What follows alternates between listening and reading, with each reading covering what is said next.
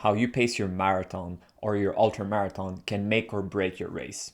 No amount of training can compensate for stupid pacing. But pacing isn't that simple. If you go too slow, you'll finish with a slower time and you might even miss cutoff. If you go too fast, you might break and you might not be able to finish the race. And that's where pacing strategies are so important. So today what we're doing is we're talking about pacing strategy, and I've tested them myself in several ultramarathon. I did recently a head-to-head comparison between two very different pacing strategy, and I'll share my results with you today.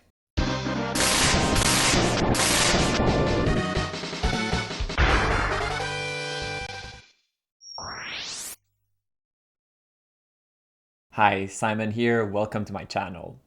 I'm an ultra runner on my way to racing 100 mile ultra marathon, currently sitting I think at 51 miler. On this channel, I try to provide you inspiration and tips to have your own adventure. And today we're talking about something that is very important, which is pacing strategy for marathon or ultra marathon. Of course, pacing strategy will be very personal. We all have preferences, but having tested it myself in so many different ultramarathon races and having faced different situations, I start to understand better what are the pros and cons of different pacing strategies. Because I don't think there's necessarily the best pacing strategy. Depending on your goal, depending on what you're trying to achieve, depending on your experience, you might go with different strategy, and that will have an impact on the results. There's also something to be said about what are we trying to do? Are we trying to have the fastest time possible, or are we trying to minimize the risk of failure? And that's something that really needs to be emphasized. Your goal will change your pacing strategy. So today I'm going to try to be a little bit more nuanced, presenting you the different pacing strategy, the pros, the cons, and talking about an experiment I did very recently. And before even diving into the three types of pacing strategy you can utilize and why, let's talk about why do you want to have a pacing strategy as opposed to just go out slow and go as fast as possible. And it's important to have a pacing strategy for many reasons. The first one is particularly true if it's the first time you're doing a distance, you really don't know how your body will react. I think it's fair to say that a lot of people think they can maintain a pace for 100 mile and realize that that's not the case at all. Your slow pace, your pace that you felt you could last forever, actually doesn't last forever. But how can you know what's the right pace for you? What's the pace that you could hold to be steady the whole race? And is that even possible anyway? So we'll explore that a little bit. If you don't use the right pacing strategy, you'll mess up your race. Now, the one that we always talk about is if you go out too fast, you're gonna burn out and you're gonna not finish the race. And that's true. I think that's a very common mistake, to go out too fast, to think that you can maintain the pace and then totally blow up and potentially DNF because of that. But at the same time, a pacing strategy is really important so that you do exert the effort that you need to. There's a lot of races that have cutoff. And if you don't meet these cutoff, you'll be taken out of the course. So going slower and slower and slower, there's a limit to how slow you can go. There's a race, if you start walking from the start, you're not going to finish the race, not because you're too tired, but because you wasted time where you should have been faster. So finding the right balance of using the energy that you have to go as fast as you can to not be cut off, but at the same time, preserving energy smartly, using the energy when it makes the most sense to burn that energy to gain some speed and rest when you need to rest. The other aspect that I think is really important in the pacing strategy is that we try to control as much as possible. And of course, you can come in a race having a beautiful plan of, well, I'm going to reach that aid station in an hour and a half and so on.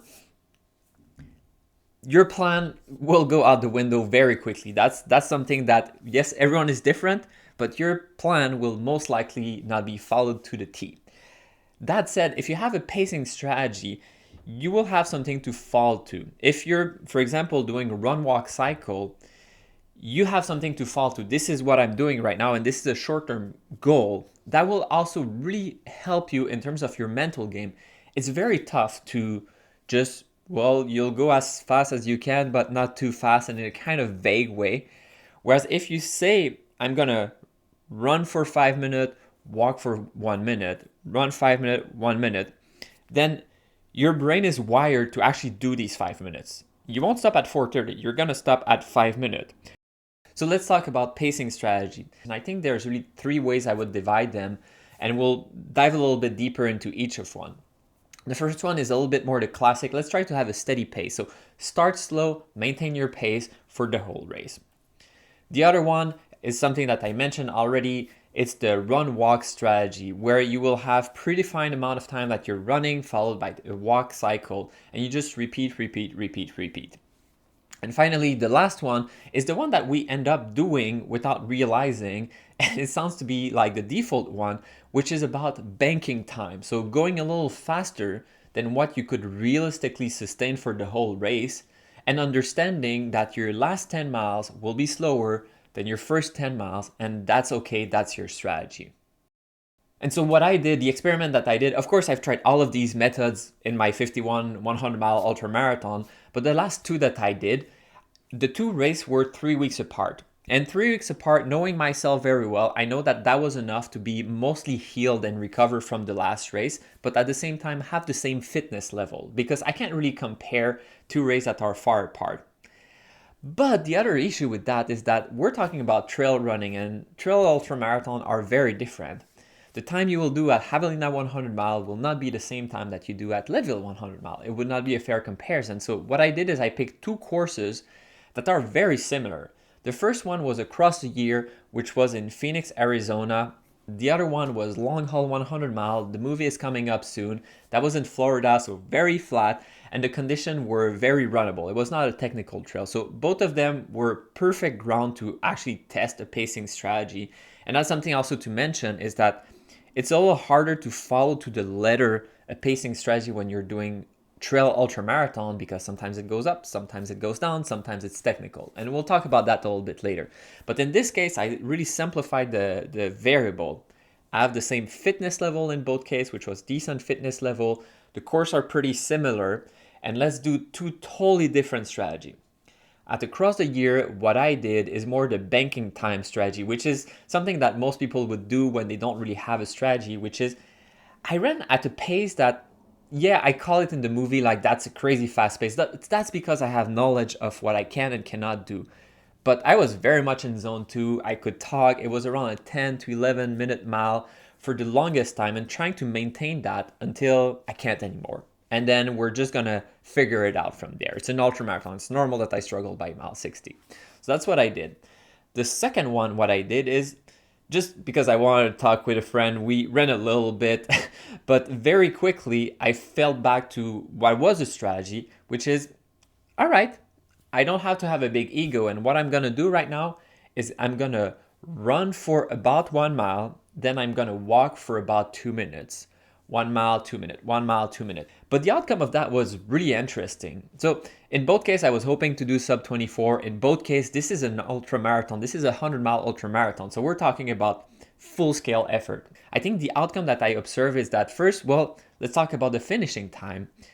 At Across the Year, where I started faster and then I inevitably blew up, but kept pushing and kept pushing, I did a 22:45, which is not a bad time. It's a sub 24 hour. That was my goal, but it was really difficult. And my first 20 mile was so much faster than my last 20. And let's not just focus about the time, right? If I took about 3 hours to do the first 20 mile and I took about 6 hours to do the last 20 mile, it's not just that I was slower. It's also that it was a grind. It was painful. I was not having fun in these 20 miles. I was very much struggling. And if for whatever reason, the race director said, actually, it's not 100 mile, it's 120, I would have struggled a lot. And that also impacted my recovery. I think recovery after Across the Year was pretty challenging. It took me a little bit of time to get my legs back to normal, to feel better. I had higher impact on my joint. I had more fatigue. I was more hungry. So really, I felt like, wow, I really put so much effort out there. It's a huge contrast to long haul. Long haul is the one I did run walk cycle. It's not fancy. It doesn't feel like you're tough, when you're walking so early in the race. But at the end of the day, I did 22 hour and 15 minute. Now we're talking about the race that was after the other one. So 3 weeks, I think is enough for me to recover. But if anything, I should have been a little bit more messed up, so a little bit less fitness than coming in at across a year, yet I did faster. 30-minute faster is not a crazy amount of time faster, but considering that it's basically the same course, considering that in both cases I had basically the same fitness, and if anything I was a little bit more exhausted at that race, and if anything long haul is a little bit more than 100 mile, all in all I did faster with the run walk strategy, which I think a lot of people would be surprised. The first strategy, I'm trying to go as fast as possible for as long as possible, and then I put everything on the line and I really push hard. Whereas at long haul, it felt like I was taking my time. I had more time at aid station to talk with people. I was in a better mood. Digestion was a little easier. I didn't feel as bad also. The first 20 mile and the last 20 mile, yeah, the last 20 mile was a little slower, of course, but not drastically slower. And if I had to keep going, I would have been able to keep going.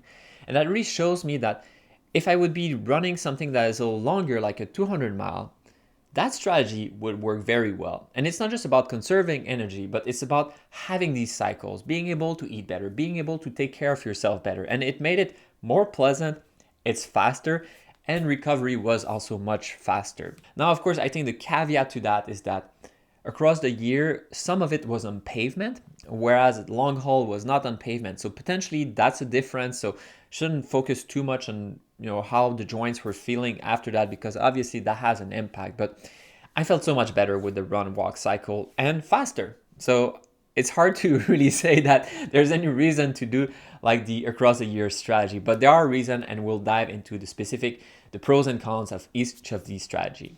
But before we dive any deeper, I'm curious to hear from you. What is the pacing strategy that you have tried yourself?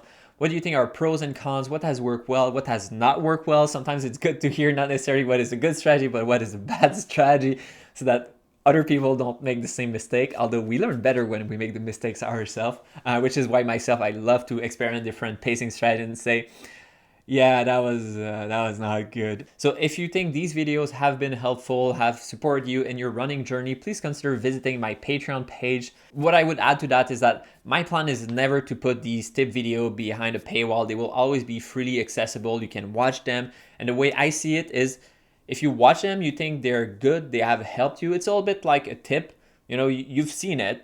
You don't have to contribute, but if you feel like, hey, like Simon, thanks for that, please consider contributing a little bit. On the Patreon page, you don't even need to contribute necessarily, but I do post there, and I will increase the posting that I do there. So for example, I'm completing right now my 2025 racing calendar. So I'm gonna put it out there on the Patreon page. It's gonna be available also if you're not a member of the channel. What is my schedule looking like for 2025? So if you're curious, go ahead there. And as always, thanks for watching. Please leave a thumbs up, share with your friends, and let's talk about pacing strategy. So first strategy, we'll dive a little bit deeper. It's about the steady pace. It's about going very, very slow, taking your time, but trying to have flat split, or if anything, negative split. And I think that's a mindset, first of all, that comes a lot from people that run marathon. That's what you hear about a lot. That's what you talk about. You want to have a negative split if you want to do the fastest marathon that you can do. But regardless, as a strategy for ultramarathon, this is probably what you should aim for. But realistically speaking, it's very difficult, and sometimes that's not the right strategy, because a lot of the races have cutoff, and it's not just you need to finish the race, let's say Leadville, in 30 hours. That's true, you need to finish the race in 30 hours, but you cannot distribute the time evenly through that 100 mile, because the cutoff at the beginning are much more stringent. The cutoff at the beginning fully assume that you are running a big part of that. So you don't want to fall behind cutoff and be tied from that. And yes, you can try to have a kind of even split strategy, but you need to keep in mind that you might be tight with cutoff. So overall, I think the slow and steady even pace is a great strategy, but in reality is almost impossible to actually do, especially for longer distance. And if you're not used to a distance, I don't think you can realistically know what would be the pace that would be an even pace. Even though you're trying to have an even split, most likely the strategy that you end up doing without realizing, it's the most common strategy. It's the one that you use when you don't have strategy or when you mess up that one, which is the positive split or banking time. If we say it in a positive light, it's about banking time. And now that might sound negative. It's well, the first 40 miles, you run them pretty fast and then you struggle until the end. The reality is that, first of all, we're human, we have physical limitation, and that might be what you end up doing, even if you're not trying to do it. But sometimes that might also be the right strategy, and there's rationale to it, right? You have energy at the beginning of the race. You are excited at the beginning of the race. You are using glycogen reserve. You don't have necessarily to only use fat at the beginning of the race. So why not use the energy and feeling good when you do feel good? When it's daytime, when you're able to actually run, when everyone around you is going fast, why should you already start walking? And potentially, there's value to banking sometimes. There's value to being 3, 4, 5 hours ahead of the cutoff early in the race, which gives you the opportunity to say, well, I am tired now. I am going to sit down. I am going to take my time because you have that buffer. If you went with even split and you were calculating pretty tight, you might not have that flexibility. If there's something that goes wrong, you won't be able to adjust. So banking, sometimes there's really value to it. The other thing is that a lot of the pacing strategies that I discuss and that I use myself, my priority is to finish the race. It's to finish under cutoff. But if you want a PR, if you want to do the fastest that you can do, I think you need to start a little bit more aggressive. I don't think you should start at the slowest possible pace that you can maintain and finish the race. You need to risk it a little bit. And it will be a trade-off between potentially having a great time or potentially blowing up and DNF, or being more in the middle ground, being slower. So when you're banking time, you're basically going as fast as you can for as long as you can, hoping that you can maintain that for a fair amount of time. And that has happened to me where, well, I'll do it like this until I blow up. Oh, mile 30, I'm still feeling okay. Mile 15, you struggle, but you're able to keep going. Mile 85, where's the blow up thing that everyone talks about? And my 2 fastest race ever, I did a 16-hour and 18-minute 100 mile, which is really fast. This is faster than a 10-minute mile on average. If I try to pace that way, I'll probably blow up. But if I hadn't tried to pace that way, I would never have achieved that PR. So if you're trying to PR, well, you kind of have to put it on the line. And that's where you see pros, they often don't finish the race. They often have DNF, and there's many reasons for that. But one of the reasons is that if you want to win, you have to risk it. You have to risk either going too fast, blowing up, and you're pushing other competitors around you. So there's like strategic reason for that, but they have to push the limit. And sometimes when you push the limit, you're going to blow up. And for amateur runner, it's, well, that's really unpleasant. I did not have fun at the cross the year for the last 20 miles. That was not fun. I would much rather go slower. But if I wanted to do as fast as possible, maybe that was a strategy. Which brings us to the final strategy, the run-walk strategy, which I think is doing the opposite of banking time strategy or just going as you feel. And the run-walk strategy, to me at least, it's about minimizing the amount of risk or variability for a race. The potential, the upside potential to do like a 16-hour in a run-walk strategy is inexistent. That's not going to happen. You're not going to do a 16-hour 100-mile with a run-walk strategy. But if you're okay with that, you're also much less likely to totally blow up. You're much less likely to DNF because you're too tired. You're much less likely to do, for me, like a 30 hours. I'm not going to do a 30 hours, 100 mile on a flat course if I use a run walk strategy. That's definitely not going to happen. So you're providing safety or stability to your overall pace. Now, of course, you need to take into consideration, and there's pros and cons, you need to consider those early cutoff. A race like Leadville is probably not the right place to do a run-walk strategy. So how do you work with the run-walk strategy? How do you actually find what's the right amount of running, what's the right amount of walking? And first of all, it's very personal, but I think one of the key advantages to the run-walk strategy is that it's flexible. And you don't have to overcommit. During the race, you can actually modify it. And it's exactly what I did for long haul. What I did myself is I was jogging, it's not running, but jogging, but at a decent pace, like a 10-minute mile, faster than if I was only running all the time, for about a mile. And then I would walk for 2 minutes. I felt that was the right balance, even though that feels weird to have like distance associated to time. But for me, that worked best. And what is the pace that you should use when you're doing run-walk cycle? The run period should be something that feels good. Feels like wow, like in this case, a 1 mile, yeah, I could do that, no problem. There's no 1 mile segment that I felt like, not happening. It felt very comfortable. So potentially instead of 1 mile, you will do less than that. But I advise against doing something that is too short, because especially deep in the race, there's almost like an energy cost to switching from walking to running. Like if you're gonna run for 10 seconds, walk for 10 seconds, it doesn't make sense, and it's even more tiring than running for the whole 20 seconds. So for me, a mile that is about 10 to 12 minutes felt like a very reasonable amount of time. And what's interesting is that the running that I did was faster than if I would just run the whole time. The 2 minute really helped me get back energy, get back to it, and be able to go a little faster. The walk itself, what I was focusing on, I was looking at my watch and I was really trying to bring my heart rate down to really feel like, whew, have a breather. And at the same time, I was using these 2 minutes to eat something. Not every time, I'm not gonna have a gel every mile. That would be very aggressive. But it provided me a time to eat. And I think that's also an indirect advantage that we have with the run walk strategy, is that it will remind you to eat regularly, and it will make eating a little bit easier, digestion a little bit easier. Your body will appreciate this slowdown of pace so that it can process the food, and then you can have the energy instead of falling behind in terms of calories. Even within the race myself, at some point, it started feeling like, okay, the 1 mile is a little bit too much, and the 2 minutes starts to be a little bit too short. I was considering walking for more than 2 minutes, but instead what I did is I reduced the amount of running to a 0.7 miles, and then I was walking 2 minutes, 0.7 miles. And I think that's one of the strengths of this method, is that it's very flexible. And I think the reason not so many people use that, or you use it but later in the race, is it's all about ego.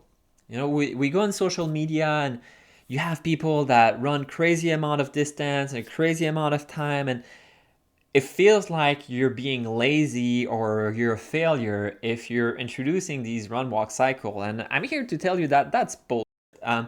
So first I would say, don't believe everything you see on social media. Not everyone is as transparent or as honest. Don't feel like you're inferior because you do something that works well for you. And I would say that the run walk cycle strategy is an absolutely viable strategy that works very well and might not be as fancy, and you might not be this tough person. Taking your time is the best way to be efficient and to be sustainable, and in the end, that's what's the fastest. So that's my spiel about the 3 pacing strategy. And even though clearly I support the run walk strategy, I don't always do that. In fact, I most of the time don't necessarily do that. I try to even split as much as possible, knowing that if things go wrong and I end up being more in the banking time strategy, I'll still be okay. And there's really value to banking time and feeling like the cutoff is not right behind you. There's a quality of life that is absolutely amazing to just know I can do whatever I want and I'll be fine. I don't think necessarily one of these strategies is better than the other ones, but there's definitely one that feels a little bit better. And in the end, the performance cost of that is not really existent unless you want to win race. What I would also add is that we're talking a lot about pacing strategy as if we're almost on the road and you can really dictate the pace. But the reality is that when you're on trail, especially if it's in the mountain, you're not necessarily the one deciding how fast you will go. And although I talked about pacing, I think it's much more about effort. Finally, pacing strategy, it's much more about running or walking or what you're doing when you're moving. But something that's really important that is kind of outside of that, but very related, is how do you deal with aid station? Because some people will just go in and out of aid station, they're really fast, and some people, they run really fast and then they come at the aid station and they take a lot of time. I think there's a right balance, and I have a tip video about how to perform well at aid station. And I think the summary of it is you should really use these aid stations, especially in ultramarathon where they're far apart. Use that time to take care of yourself, replenish everything, but don't lose your time, because no amount of pacing strategy can make up for bad aid station. You can very easily spend in total throughout the race 1 hour, 2 hours, 3 hours at aid station. All right, and that's it, folks. These are pacing strategy for marathon and ultra marathon. You either try to go at a steady pace the whole time, you go for banking sometime, which is often what we do by accident, or you include some run walk cycle. They all have advantages and I've described them extensively. I did the experiment. I think the run walk cycle worked pretty well and felt pretty good, but it's good to experiment, and the more you race, the more you will understand what works for you. But I really encourage you to try these run walk strategy.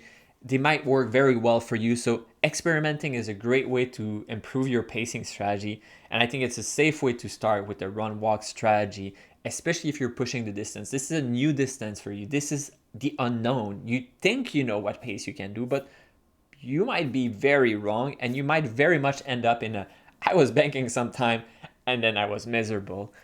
If you're going a little slower, and a good way to control that, a good way to go slower and to know what is that overall pace is to do these run walk cycle. But I'm curious what you think. Have you tried different pacing strategy? What has worked for you? What has not worked for you? Please leave in the comments below. As always, thanks for watching. Please leave a thumbs up, share with your friends, and see you next time.